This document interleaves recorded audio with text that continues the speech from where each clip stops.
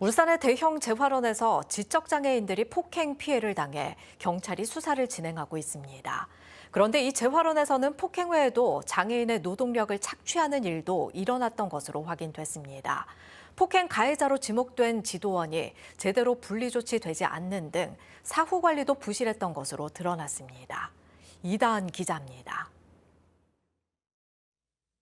생활지도원 20명이 집단으로 중증 지적장애인을 폭행한 사실이 드러난 울산의 한 대형 재활원.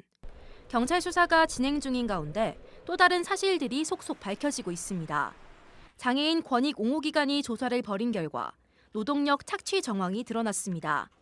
재활을 위한 승마 프로그램을 진행하면서 장애인들에게 말 배변 청소나 퇴비 정리 등을 대신 시켜온 겁니다. 또 직접적인 폭행 피해자 29명 외에 수시로 폭행 장면을 목격한 일부 장애인들도 정서적 학대 피해를 호소하고 있습니다. 장애인 기관 조사를 통해 피해자는 41명까지 늘어났는데 폭행 가담 정황이 있는 지도원 1명은 분리 조치도 되지 않고 있습니다. 직접적인 생활지도원은 아니지만 운전원으로 일하며 수시로 피해자들과 마주치고 있는 겁니다.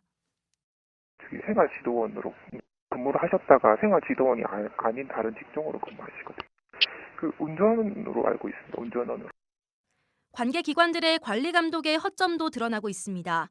장애인 권익 옹호기관이 신고를 접수하고 학대 사실을 조사하기 시작한 건 지난해 11월. 그런데 보건복지부의 현장 조사는 지난주에야 이루어졌습니다. 언론 보도를 통해 폭행 사실이 알려지자 부랴부랴 점검에 나선 겁니다.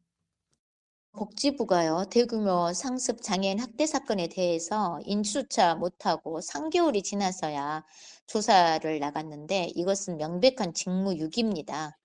관할 지자체에 대한 관리 실태 점검도 하지 않은 것으로 확인됐습니다.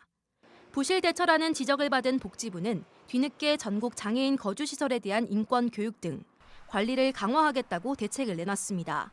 MBC 뉴스 이다은입니다.